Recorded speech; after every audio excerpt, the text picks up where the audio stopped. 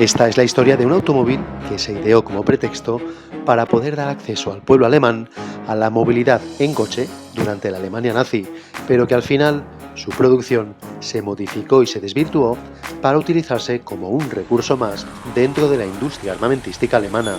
El Beetle, conocido también como escarabajo, bocho y una multitud de nombres adoptados allá por donde fue comercializado, comenzó su senda en el mundo del motor bajo el ferviente odio por su oscuro pasado como parte de la propaganda del partido nazi alemán. Un odio que años más tarde desaparecería por completo cuando el Beetle pasaría a convertirse en uno de los iconos de la paz y el amor libre a través del movimiento hippie. Esta es la historia del Beetle.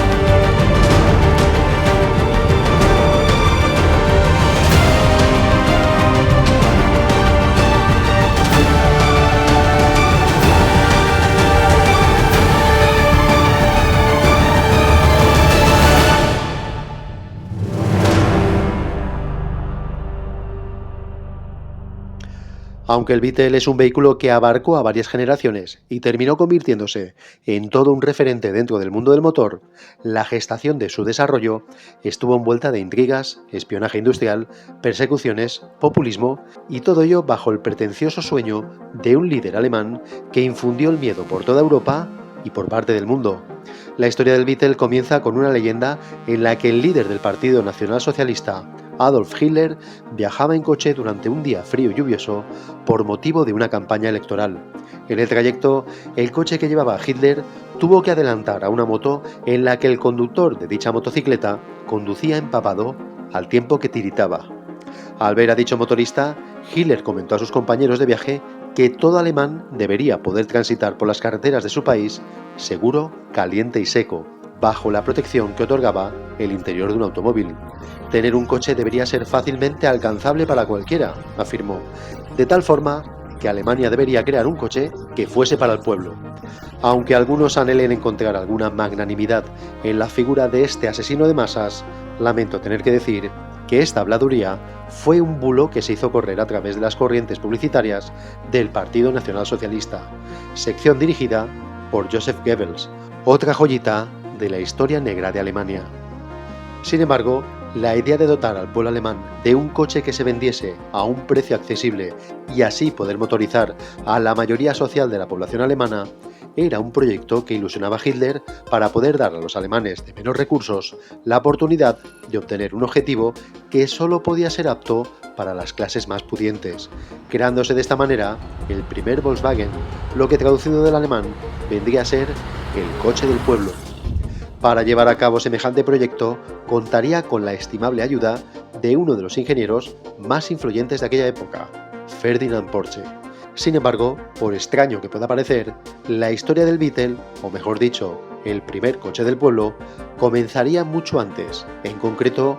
8 años antes de que Hitler presentase el primer Volkswagen, y semejante idea no vendría precisamente de la mano de Ferdinand Porsche. El creador del primer coche del pueblo sería Joseph Ganz, un ingeniero judío que en mayo de 1931 crearía el Maicaffer, o, lo que traducido al español, sería el abejorro.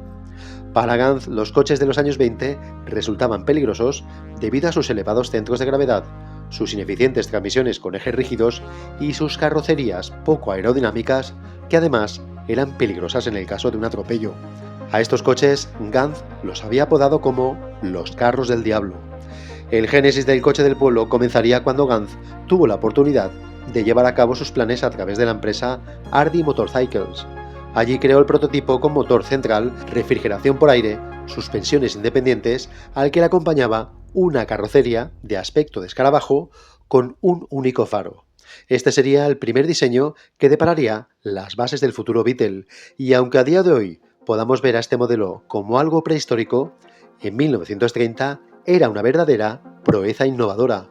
El coche estaba recogiendo bastante fama y reconocimiento, aunque para desgracia de Ganz, este primer prototipo nunca llegaría a producción. La razón de tan mala noticia era que el consorcio de fabricantes de automóviles de Alemania, sintiéndose amenazados ante la competencia de un coche tan económico al que no podrían hacer frente, bloquearon los permisos que necesitaba la factoría de Ardie para pasar de fabricante de motocicletas a fabricante de turismos. Al parecer, la patronal de fabricantes de coches alemana había frenado la posibilidad de poder venderse al público un coche lo suficientemente económico como para ganarse el apelativo de Volkswagen.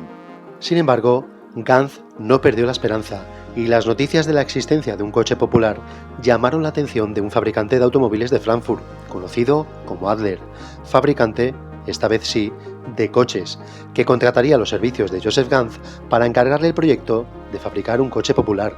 Es así como en 1931 se presentaba por fin el Maicaffer o abejorro que tan popular se haría. Sin embargo, una vez más, la industria del automóvil bloqueaba las posibilidades del desarrollo del proyecto de Joseph Ganz, influenciada por las acusaciones del partido nazi, acusándole a Joseph Ganz de su origen judío. Aunque, por suerte para Ganz, el partido nazi no tenía todavía la fuerza y el control del gobierno que años después poseería, de modo que Ganz recurrió a dicho bloqueo y logró conservar los diseños, el prototipo y las patentes del coche de tal forma que consiguió presentar dicho proyecto a un gran grupo de fabricantes y periodistas. Es en ese momento cuando el Maicaffer lo prueban ingenieros de BMW, de Daimler-Benz y también un tal Ferdinand Porsche, quien en 1929 había dejado la dirección de Daimler para crear su propia consultora técnica, la nueva Porsche AG. Sobre el Maicaffer, Ferdinand Porsche copiaría muchas de sus facultades para construir años más tarde el famoso Beetle que Hitler encargaría. Sin embargo, la aportación de Joseph Ganz no terminaría aquí, pues la idea del Maicaffer se materializaría con la contratación de los servicios de Ganz para crear un coche asequible a través de la empresa automotriz Standard Fahrzeugfabrik, presentado en 1933 con el nombre de Standard Superior. Este modelo fue presentado en ese mismo año en la Feria del Automóvil de Berlín, lugar en el que también se presentó Hitler cuando apenas hacía 2 semanas que había sido nombrado canciller de Alemania. El Standard Superior captó la atención de Hitler, el cual no dudó en acercarse y curiosear el vehículo. Tal fue el impacto del coche sobre este personaje que, una vez salió de allí, dictó una orden para que las empresas de fabricantes de motocicletas pudieran también producir pequeños coches populares. Sin embargo, el sueño de crear un coche popular estaba vetado para alguien como Ganz, debido a su condición racial y social, de modo que poco después de presentar el estándar superior, la Gestapo acusó injustamente a Joseph Ganz de haber chantajeado a los fabricantes de automóviles, arrestándolo en Berlín en mayo de 1933. Esta detención terminó un mes y medio más tarde, permitiéndole salir de la cárcel a cambio de que el gobierno alemán le expropiase el proyecto del estándar superior y todas las patentes que hasta el momento habían sido de su propiedad. A partir de aquí, la idea de crear un Volkswagen o coche del pueblo pasaría por las manos del gobierno nazi, idea que Hitler quería capitalizar como propaganda de los nuevos avances en materia social de su gobierno. Alemania tenía que ser el primer país de Europa en abrir el mercado del automóvil a las clases medias y trabajadoras, un acontecimiento que solo había conseguido Estados Unidos a través del Forte. Y dicha idea no podía estar influenciada por protagonistas de origen judío. Puede que muchos estén pensando que la idea de dotar a todos los alemanes de un coche puede parecer una locura de Hitler, pero realmente esta fue una idea propagandística para motivar a la ciudadanía a reactivar la economía, como la zanahoria para hacer que el asno se mueva. Y lo cierto es que esto funcionó.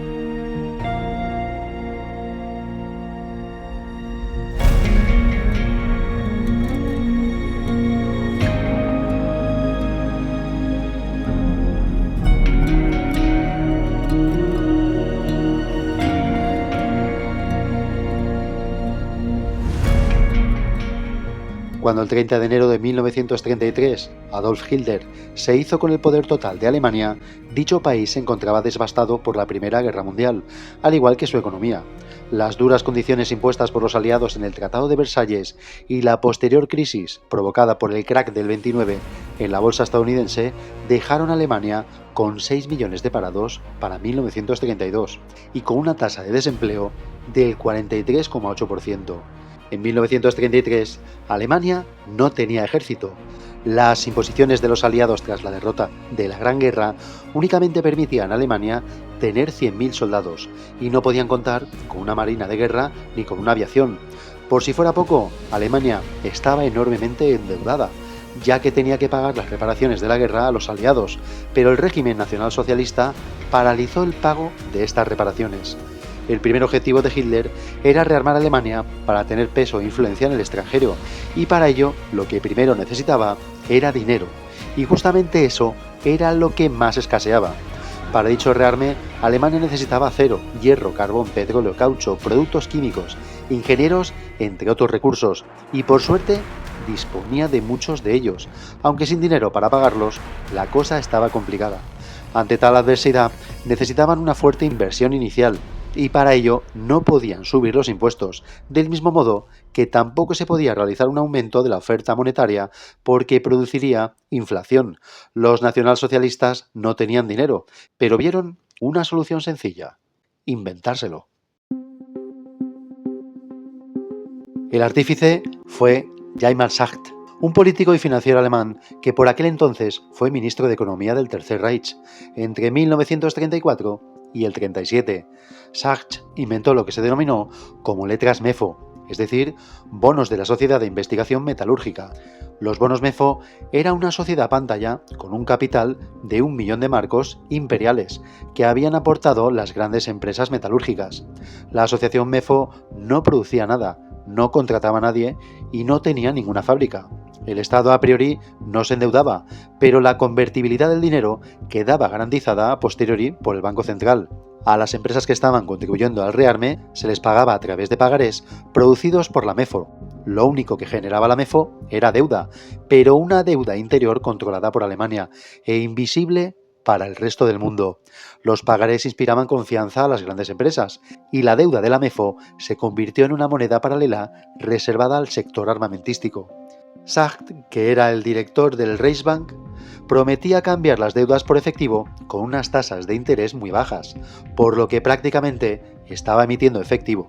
Fue un método que sirvió para introducir liquidez en la industria armamentística y tal fue de eficaz esta medida que en 1934, de los 4.000 millones de Reichsmark introducidos en el rearme alemán, menos de la mitad aparecían en los presupuestos. Esta medida motivó a que muchos de los grandes industriales se aliasen con el Estado alemán para conseguir privilegios. Sin embargo, los que tenían su negocio más diversificado y traspasando fronteras desconfiaron de este sistema al ver que podían poner en peligro su relación con los países aliados y, por lo tanto, el intercambio comercial entre ellos. La política económica de Hitler tenía la intervención en el mercado como pilar fundamental, aunque no era una economía planificada al estilo soviético, ya que se respetaba la propiedad privada en los medios de producción, Sin embargo, el peso del Estado alemán y las directrices a seguir en la economía era mayúsculo.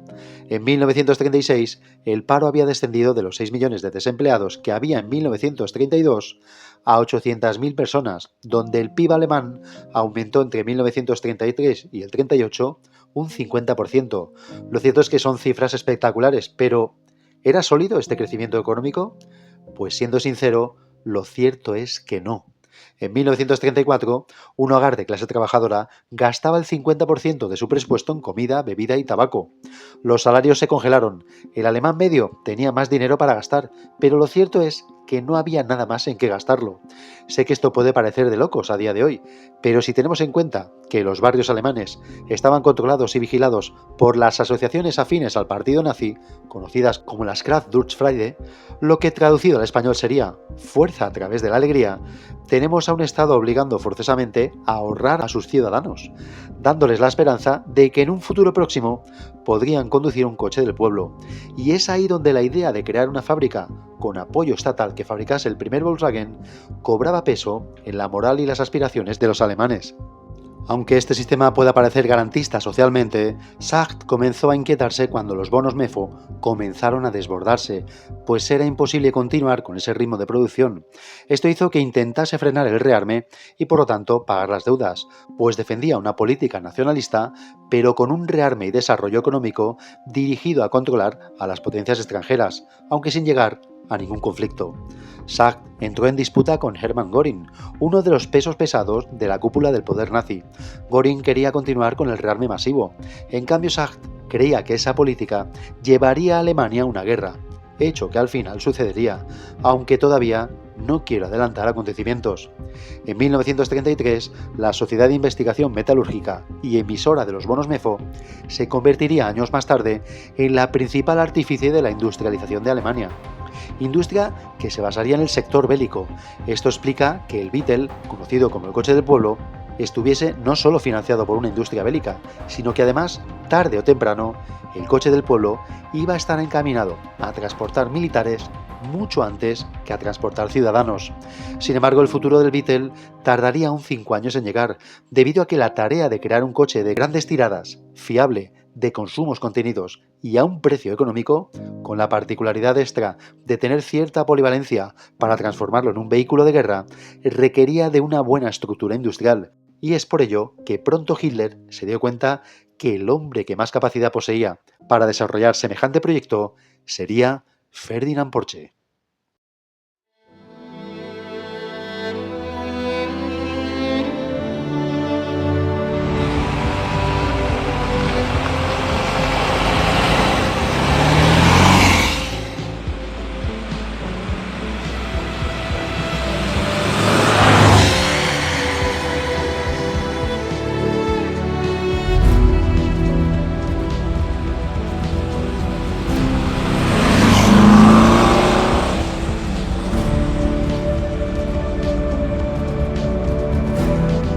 Cuando la Sociedad de Investigación Metalúrgica comenzó a reactivar la economía alemana hacia el rearme, cierto es que hubieron sectores paralelos a la industria armamentística que comenzaron a recibir financiación a pesar de no ser sectores directamente relacionados con el sector de la guerra.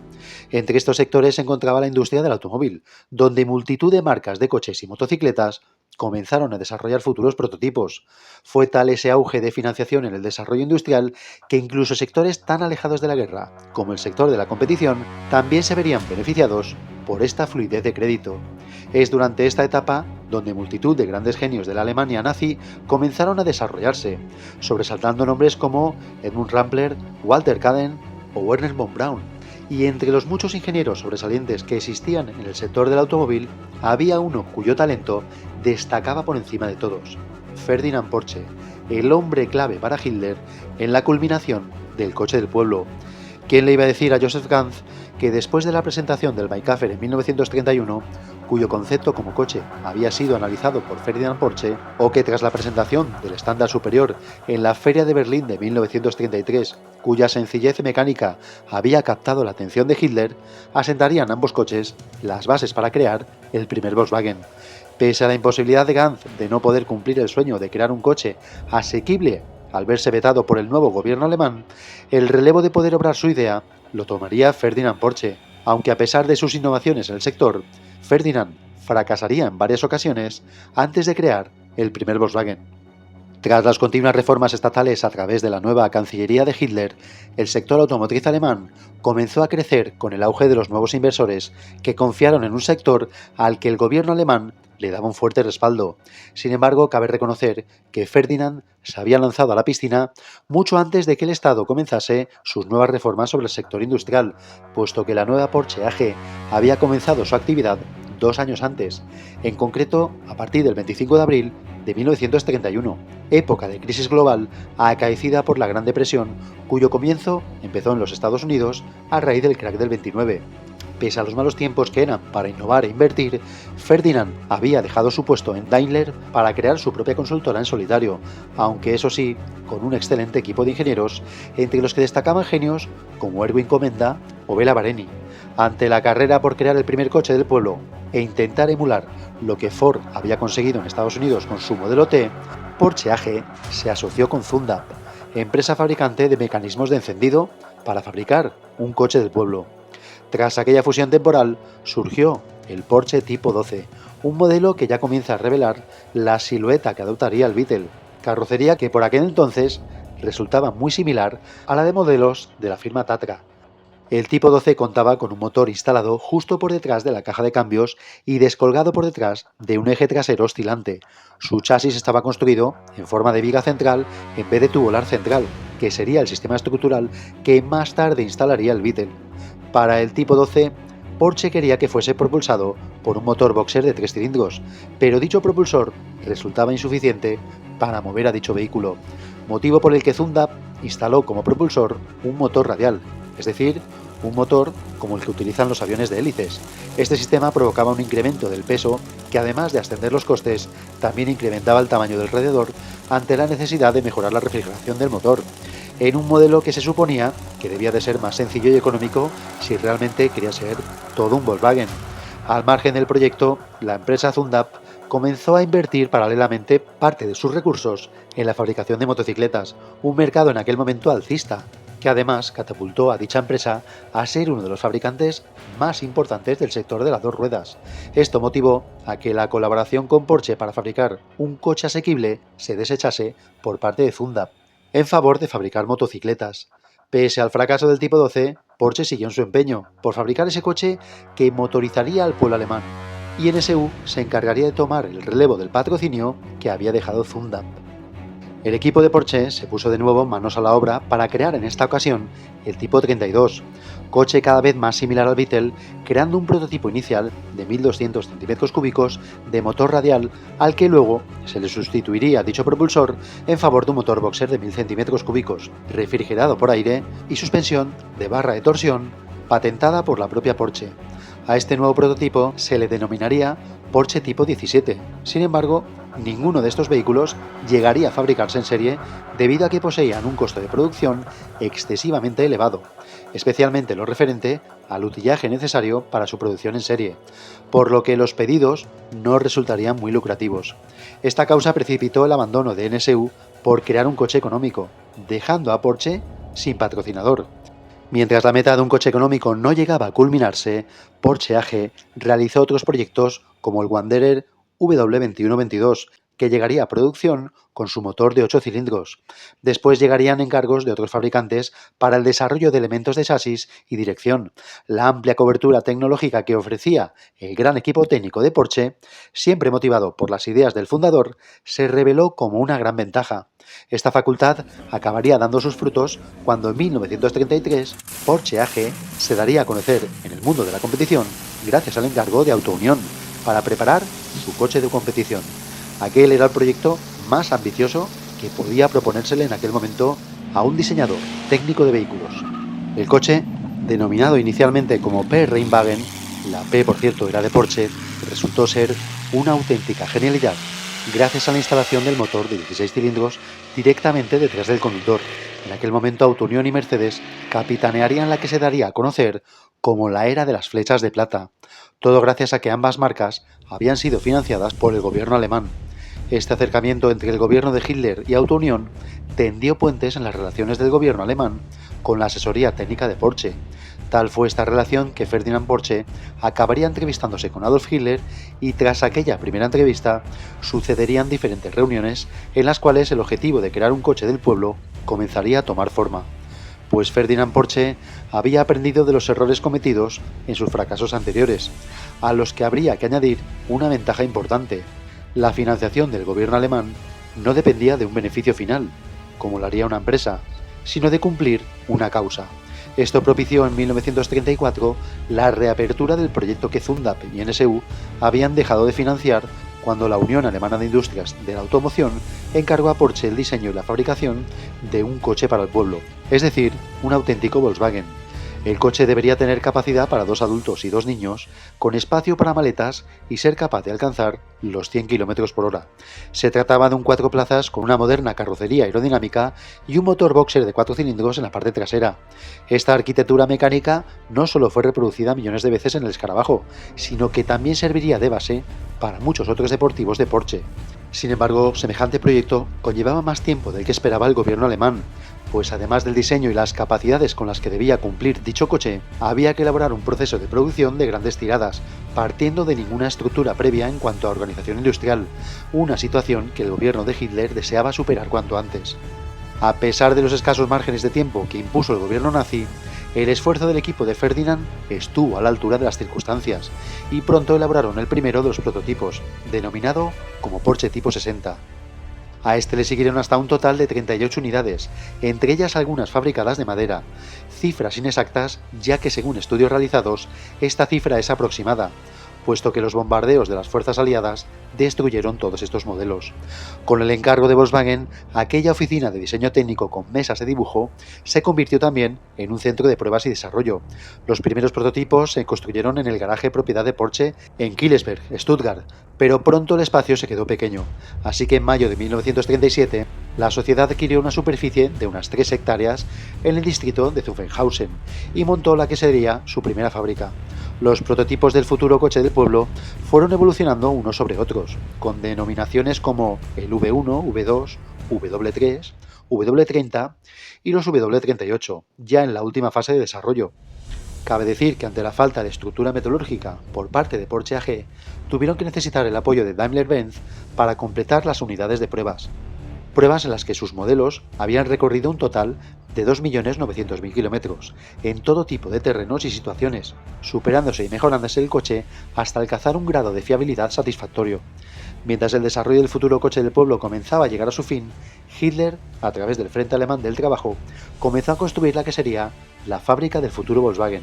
La mejor ubicación de dicha fábrica sería en Fallersleben, a orillas del canal de Mittelland. Fábrica que tendría su central hidráulica, sus viviendas y, en definitiva, su ciudad de trabajadores dentro del mismo complejo urbanístico. Toda una ciudad que pasaría a llamarse Stadt des KdF-Wagens, bei Fallersleben, que en español podría traducirse como Ciudad de los Automóviles KdF-Wagen en Fallersleben, nombre de una ciudad que ya nos deja claro que el coche del pueblo no se iba a llamar precisamente Volkswagen. Más bien, el nuevo régimen alemán decidió denominar al Beetle como KdF-Wagen, siglas las de KdF que venían a ser Kraft durch Freude, lo que traducido sería Fuerza a través de la alegría, la sección de ocio del Tercer Reich. Es decir, la traducción del coche vendría a decir coche de la fuerza a través de la alegría.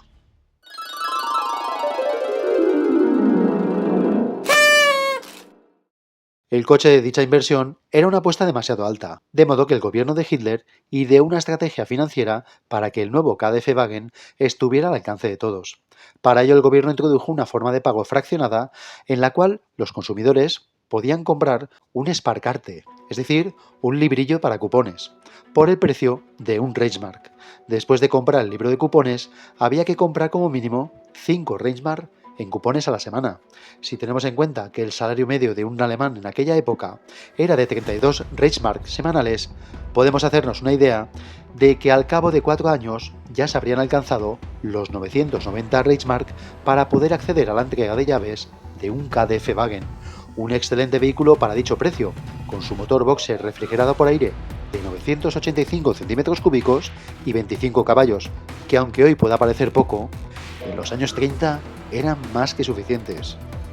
Para 1938, el nuevo KDF-Wagen comenzaba a hacerse ver como reclamo de lo que vendría a ser el futuro coche del pueblo alemán, pero dicha exposición mediática traería la primera consecuencia negativa acaecida sobre el modelo. El fabricante de coches checoslovaco Tatra demandaría a la fábrica de KDF-Wagen por plagio. Y es que si Joseph Ganz había plasmado la idea de cómo hacer un coche del pueblo, el ingeniero Hans Levinka sería quien materializaría esta idea para crear un coche del pueblo a la checoslovaca, a través de la firma Tatra. Y si a todo esto le sumamos que el proyecto de un coche del pueblo para Alemania iba con prisas y con Hitler presionando, no es de extrañar que el equipo de Ferdinand Porsche no estuviese precisamente para hacer innovaciones, por lo que al final los de Porsche optaron por el camino más fácil: copiar. Además, si tenemos en cuenta que la presión ejercida por el propio Hitler consistía en estar al corriente de todo, manteniendo continuas reuniones con Ferdinand en las que en una de las ocasiones le dejó bastante claro que lo que buscaba en la creación del KDF-Wagen era un modelo lo más parecido a un Tatra, tampoco es para escandalizarse que el primer prototipo, el tipo 60, se pareciese sorprendentemente al Tatra 570, aunque lo más llamativo de todo este desarrollo es que cuando el KDF-Wagen acabó terminado, con varios cambios notables en su carrocería, el coche resultase increíblemente parecido a otro modelo de la marca Tatra, el T97, modelo que salió al mercado a partir del año 1936. Por desgracia para Tatra, su demanda impuesta no llegaría a buen puerto. Alemania invadiría Checoslovaquia y tras anexionarla, Hitler acabaría interviniendo en el asunto prohibiendo la fabricación del T97, modelo que finalizaría su producción con tan solo 508 unidades producidas. Mientras tanto, para finales de 1938 ya había un total de 170.000 pedidos del KDF-Wagen, aunque por desgracia ningún usuario que había completado el Sparkarte pudo hacerse con uno. Pues justo cuando comenzaba la invasión de Polonia, apenas habían construido 210 ejemplares, y estos serían destinados a militares nazis de alto rango. Tras los preparativos de la invasión de Polonia, la producción del KDF-Wagen se detendría para transformar la nueva fábrica del coche del pueblo en parte de la industria armamentística alemana, un acontecimiento que trajo consigo la intervención de militares, y estos vieron de inmediato que el KDF-Wagen podía ofrecer algo más que su uso para la vida civil. Sus sencillas cualidades como su motor boxer refrigerado por aire y la suspensión trasera de barra de torsión resultaban ideales para las duras condiciones que debía superar un vehículo militar. Los tiempos de paz quedaban atrás con el KDF-Wagen y la guerra traía consigo el Kübelwagen.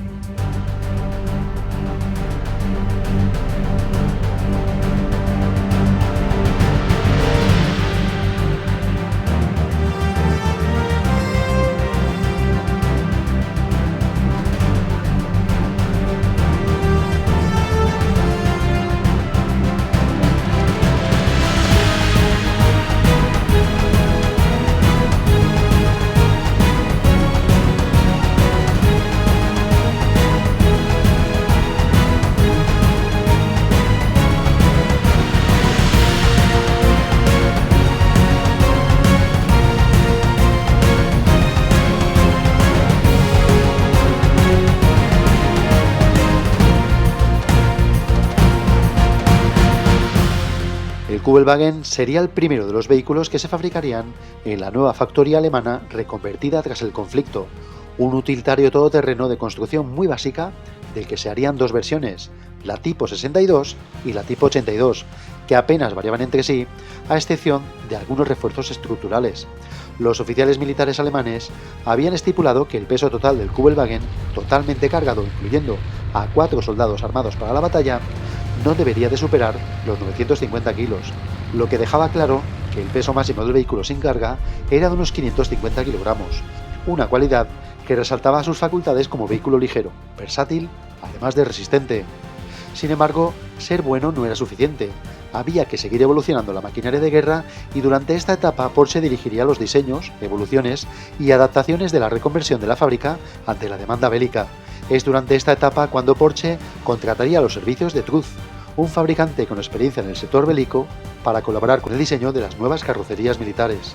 Tras las primeras pruebas que tuvo que pasar el Kubelwagen con éxito en 1938, para después seguir poniendo en prueba la valía de este sencillo coche durante la invasión de Polonia, en 1939,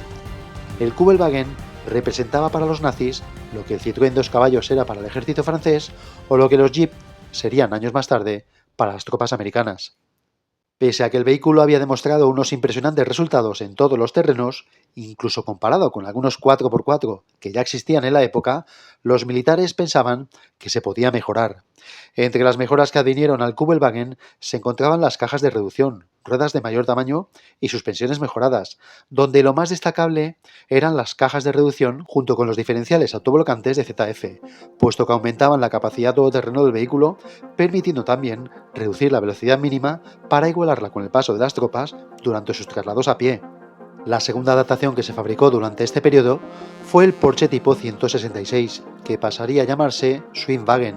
basado en el prototipo Kubelwagen 4x4. El Schwingwagen era un vehículo todoterreno anfibio que utilizaba un cigüeñal extendido que accionaba una hélice plegable en la parte trasera del vehículo. Este acoplamiento de la hélice era tan simple que el Schwingwagen solo podía utilizar la hélice para moverse hacia adelante. Para dar marcha atrás había que remar o usar las ruedas de tierra para ir hacia atrás lentamente. La dirección se controlaba con el volante, tanto en tierra como en agua, ya que las ruedas frontales funcionaban como un timón. En cuanto a su sistema 4x4, este solo podía utilizarse en primera y en algunos modelos más evolucionados al accionar marcha atrás.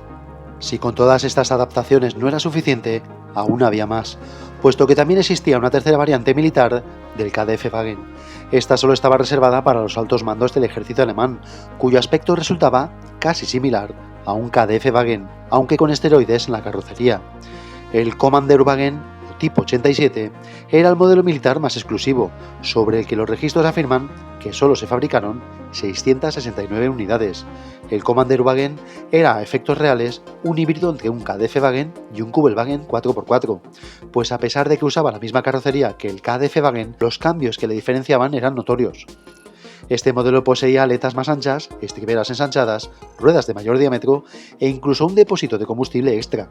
Además, su chasis estaba reforzado para soportar el peso extra de su eje de transmisión, que aportaba tracción al eje delantero. Fuerza de dicho eje ejercida por un motor Otto de 4 cilindros de 1131 centímetros cúbicos. Aunque el Kommandeur-Wagen era dentro de este tipo de vehículos el de más alto rango, hubo una versión más ejercida sobre este modelo denominada como el tipo 93. Este modelo era un Kommandeur-Wagen reconvertido en una versión pick-up, al que se le daban diferentes usos, añadiéndole un cajón de carga montado sobre el eje trasero.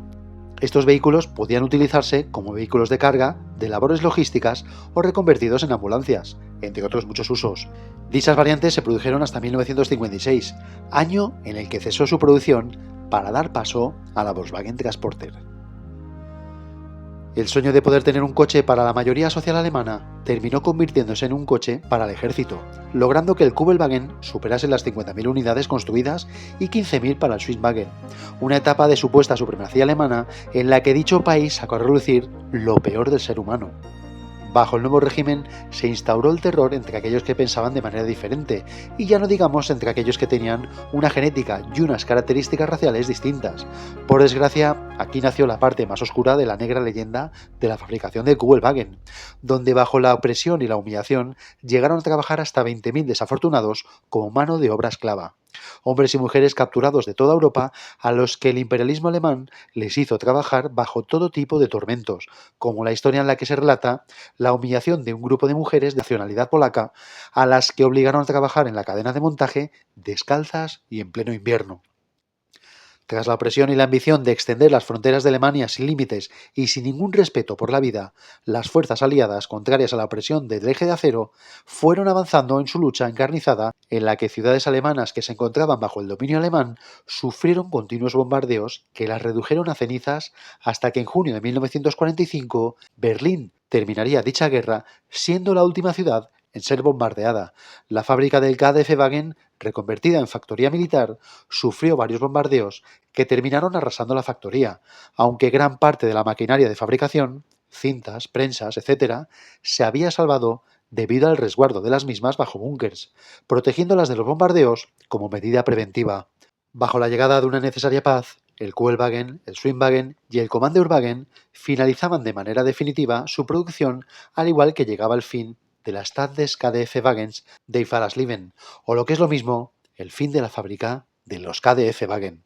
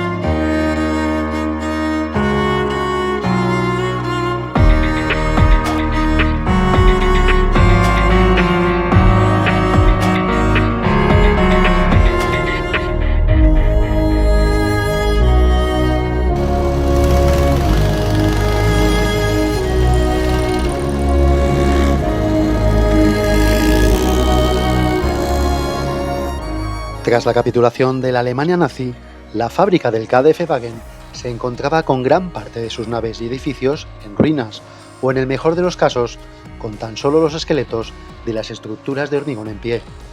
Los primeros en llegar a la fábrica abandonada fueron las tropas terrestres rusas, quienes después de cruzar el canal de Mittelland y tras analizar la fábrica en ruinas, apenas descubrieron alguna particularidad que despertase su interés. Tras el abandono de los rusos llegaría un batallón del ejército americano, quienes al ver la fábrica totalmente bombardeada, observaron que muchas de las naves derruidas apenas tenían algún posible activo entre sus entrañas que pudiese despertar algún valor industrial. Durante su estancia observaron que la última actividad de la fábrica ya no había sido la fabricación de coches, sino la producción de armamento ligero, deriva que terminó reconvirtiendo uno de los pabellones con su estructura menos afectada por las bombas en un taller de reparación de vehículos y logística militar. Sin embargo, la estancia de los americanos no iba a ser precisamente muy duradera, pues para el verano de 1945, los ingleses, que se habían establecido en Wolfsburgo, enviaron un destacamento de ingenieros mecánicos y eléctricos reales, más conocido como el REME, batallón que se encargaría de relevar a los americanos. Al mando de este destacamento se encontraba el oficial Ivan Hirst, a quien su homólogo, el coronel Charles Radcliffe, le había destinado para establecer el orden en la zona. Bajo las órdenes de Hirst, se utilizó el taller que habían abandonado los americanos para reparar vehículos enemigos capturados y más tarde para revisar motores Willys MB y otros vehículos del ejército británico. Sin embargo, la aportación de Hirst no iba a quedar en un simple destacamento de reparaciones mecánicas. En sus labores de reconocimiento del terreno, Ivan Hirst observó lo extraño que resultaba que una fábrica tan grande apenas tuviese maquinaria industrial como líneas de montaje, cintas o prensas bajo sus escombros. La respuesta a esta incertidumbre llegaría cuando, gracias a la colaboración de algunos trabajadores alemanes, consiguieron encontrar parte de las líneas de producción del Kugelwagen ocultas bajo un búnker subterráneo. Hirst pudo haber informado a sus superiores sobre la inviabilidad de la planta, pero al ver el entusiasmo de los trabajadores y las cualidades del pequeño automóvil, decidió hacer lo contrario. Entre los restos encontrados en la fábrica quedaba una unidad del KDF-Wagen al que los alemanes le llamaban comúnmente Käfer, es decir, escarabajo en alemán. Aunque la guerra había hecho desaparecer toda cadena de suministro, con la colaboración de algunos extrabajadores desnazificados consiguieron encontrar los restos de piezas y maquinaria del KDF-Wagen con las que poder crear un modelo en concreto. Tras el arduo trabajo de aquel inusual equipo compuesto por militares ingleses y civiles alemanes, se consiguió crear el primer KDF-Wagen de posguerra, cuyo único color posible en aquel momento en el que podía pintarse era el verde militar. pues era la única pintura de la que disponían. Para hacer que aquella fábrica se pudiera reactivar de nuevo, necesitaban fondos que vinieran de los países aliados, y para ello, en agosto de ese año, presentaron el coche a la Comisión de Control del Oficial Residente Superior Británico de Alemania, quien el 22 de agosto de ese año realizó un contrato inicial de 20.000 unidades para el otro lado del Canal de la Mancha. Hirsch y su equipo de apoyo, compuesto de ingleses y alemanes, se pusieron manos a la obra y lograron cumplir con las órdenes. No fue fácil, pues la línea de producción se hallaba infestada de bombas y explosivos no detonados, los cuales debieron ser cuidadosamente removidos por personal mediante arriesgadas maniobras. Esto provocó una fluidez de fondo y una rehabilitación de la cadena de proveedores, aunque con una fábrica en ruinas y una red de aprovisionamiento precaria, es más que evidente que la producción se retrasase. Tal fue ese retraso que la producción no comenzaría hasta el 27 de diciembre de 1945, cerrando ese mismo año con 55 unidades fabricadas. El KDF-Wagen renacía sobre sus cenizas como un ave fénix, pero con cambios que, a pesar de ser sutiles, eran muy significativos. El nombre del modelo pasaría a llamarse Tipo 1, como los prototipos de pruebas de los Porsche AG, y el nombre de la firma pasaría a llamarse Volkswagen, es decir, el coche del pueblo. Mientras la fábrica se reactivaba levemente, los estados mayores aliados habían ofrecido aquellas instalaciones a los ingleses de Roots, a los americanos de Ford y a los franceses de Renault, pero nadie quiso hacerse cargo. Hirsch, junto con sus compañeros ingleses, habían arraigado unos vínculos muy fuertes con aquellos alemanes de Wolfsburgo, motivo por el que salvar su proyecto se convirtió en un verdadero desafío personal. Aunque la idea del desmantelamiento planeaba sobre la fábrica para cuando finalizase dicha tirada de coches, la renacida Volkswagen recibió otro pedido de otros 40.000 coches por parte del otro lado del Canal de la Mancha, lo que aplazaba a 4 años dicho desmantelamiento. Esto facilitó la representación del coche para poder promocionarlo, consiguiendo que en 1946 se colase un lote de exportación de varias decenas de escarabajos con destino a Países Bajos. Fue el primer paso a exportar el modelo fuera de las fronteras alemanas, que por aquellos años el Tipo 1 ya era popularmente conocido como Käfer o escarabajo. Durante el año 1948, la fábrica de Volkswagen se vio beneficiada por la financiación del Plan Marshall. Esta ayuda sirvió para que el Beetle Tipo 1 comenzase a abrirse camino, logrando que la fábrica rondase los 6.000 trabajadores. Gracias a una buena planificación al modelo, le acompañó una creciente división de producción de repuestos y el establecimiento de una red comercial. Gracias a la pequeña liquidez generada, se efectuaron algunas tareas de rehabilitación de las naves derruidas, así como la ampliación de la gama dentro de las variaciones que otorgaba la versatilidad del antiguo KDF-Wagen. Pese a que el Tipo 1 estándar era un coche de carrocería de 2 puertas y 4 plazas, los ingleses y alemanes que trabajaban en la rehabilitación de las líneas de montaje dieron rienda suelta a su imaginación. Durante esta etapa experimental se crearon 482 modelos de 4 puertas para la policía, más algunos a modo experimental carrozados como cabrios de 4 puertas que también fueron a parar para la policía.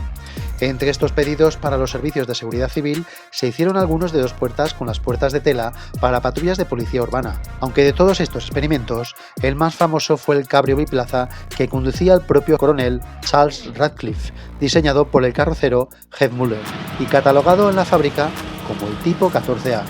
Aunque era un biplaza, este modelo sería la base de los primeros cabrios de 4 plazas que se comercializarían a partir de 1949 con las primeras 364 unidades de cabriolets Karmann de 4 plazas y los primeros 359 descapotables 2x2 tipo Heath Muller, cuya diferencia con los anteriores eran sus características ventanillas de las plazas traseras, las cuales eran deslizantes por medio de una manivela. Modelos estos últimos muy cotizados en la actualidad. Las bases de Volkswagen como marca se estaban asentando, motivo por el que se estaba acercando el momento en el que los alemanes tendrían que llevar el timón de semejante fábrica por sí solos. Muchos podían pensar que tal vez Ivan Hirsch y su superior directo en la zona, el coronel Charles Radcliffe, podían haber sacado tajada de toda esta situación para quedarse con la fábrica, pero lo cierto es que tanto ellos como el resto de militares establecidos por toda Alemania tenían la máxima prioridad de establecer el orden en las diferentes regiones en las que habían sido destinados. Además, la principal razón de todo este nuevo orden era no volver a cometer el mismo error que las naciones aliadas cometieron tras el final de la Primera Guerra Mundial, donde Alemania fue humillada y arruinada con una enorme deuda exterior de la que resultaba no solo imposible recuperarse, sino que además alimentaría el odio hacia los países aliados hasta el extremo de provocar otra guerra. Para dejar la fábrica en buenas manos había que delegar en alguien no solo de confianza, sino con la suficiente preparación para que aquella fábrica ayudase a los ciudadanos de Wolfsburgo a recuperarse de nuevo. La persona más apropiada era Heinrich Nordhoff, un prestigioso ingeniero que había trabajado para BMW en el departamento de motores de aviones y más tarde estuvo trabajando para Opel como director comercial de la firma. Sin embargo, a pesar de su preparación, Hirst tuvo bastantes problemas para poder dar su relevo a Heinrich, puesto que este último había sido premiado por el gobierno de Hitler, lo que levantaba las sospechas respecto a su colaboración con el régimen nazi. Pese a los muchos obstáculos y las trabas administrativas, Hirst logró que sus superiores dieran el visto bueno para que en 1949 Heinrich Nordhoff fuese nombrado como el primer director general alemán de la Volkswagen Werk. Todo ello en un momento en el que la fábrica de coches del Vittel ya había fabricado 10.000 unidades. Ahora el antiguo KDF-Wagen de Volkswagen lo comercializaba como el Tipo 1, aunque en el mundo se daba a conocer como Krafer en Alemania, Vittel en Inglaterra y Estados Unidos o Escarabajo en España. Es decir, el apodo estaba canibalizando al nombre. El coche poseía unas cotas de 4,05 metros de largo, con carrocería de 2 puertas, con la ventana trasera partida, de ahí el nombre de Breitenzelter, chasis tipo plataforma y en la parte posterior colgado, tras la caja de cambios, un motor con fama de robusto debido a sus bélicos avales como banco de pruebas de los antiguos Kübelwagen, bien fuesen las frías llanuras de Rusia o en los desiertos de Libia con las tropas de Rommel. Se trata de un 4 cilindros refrigerado por aire de 1.131 centímetros cúbicos y 25 caballos al moderado régimen de 3.300 revoluciones por minuto, que movía un peso de poco más de 700 kilos en vacío.